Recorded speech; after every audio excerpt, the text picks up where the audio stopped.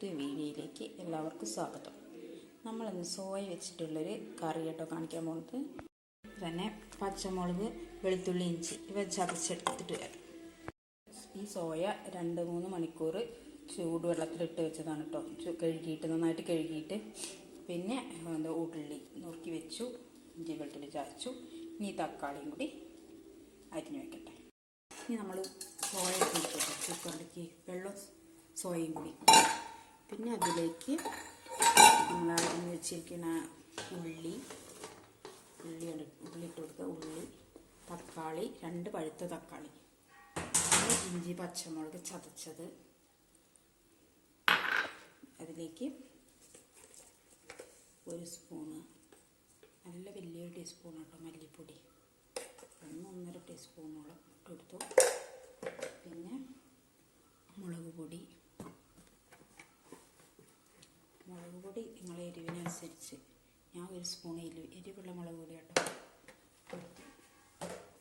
പിന്നെ മഞ്ഞൾപ്പൊടി 1/4 ടീസ്പൂൺ,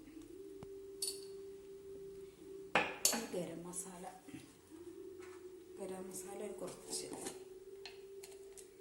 എൻ്റെ കയ്യിൽ കുറച്ച് തന്നെ ഉള്ളൂ, തൊട്ടു.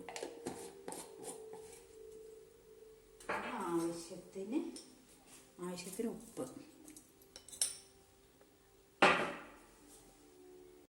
ഇനി കുക്കർ അടച്ച് വെച്ച് 2 വിസിൽ.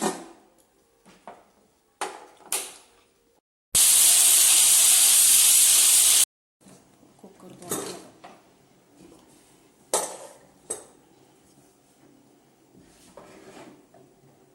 നമ്മൾ സോയ നല്ല വെന്തിരിക്കും. അടുപ്പത്ത് വെച്ച് കൊടുക്കുക. ചൂടായ എണ്ണയിലേക്ക് കുറച്ച് ഉലുവ ചുമന്ന് വരുമ്പോൾ തന്നെ നമ്മൾ എന്ത് ചെയ്യണം, കുറച്ച് പെരിഞ്ചീരകം, വളരെ കുറച്ച്, പിന്നെ കുറച്ച് കറിവേപ്പില, പിന്നെ ചെറിയ ഉള്ളി അരിഞ്ഞത് കുറച്ച്,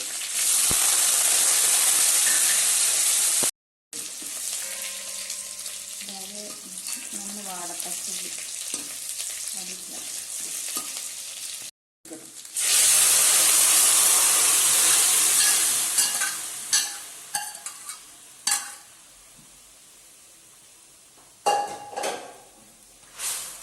കുറച്ച് വെള്ളം വറ്റിച്ചെടുക്കാം. നമുക്ക് എത്ര കറി വേണ്ടിച്ച അത്ര വെള്ളം, നമുക്ക് എത്ര കറി വേണം, അതുകൊണ്ട് ഓഫാക്കണം കേട്ടോ. ചപ്പാത്തിയുടെ കൂടെ കഴിക്കാനാണ്, അതുകൊണ്ട് ഞാൻ ഓഫാക്കണം. അപ്പോൾ നമ്മുടെ സോയക്കറി റെഡി. അപ്പോൾ നമ്മുടെ സോയക്കറി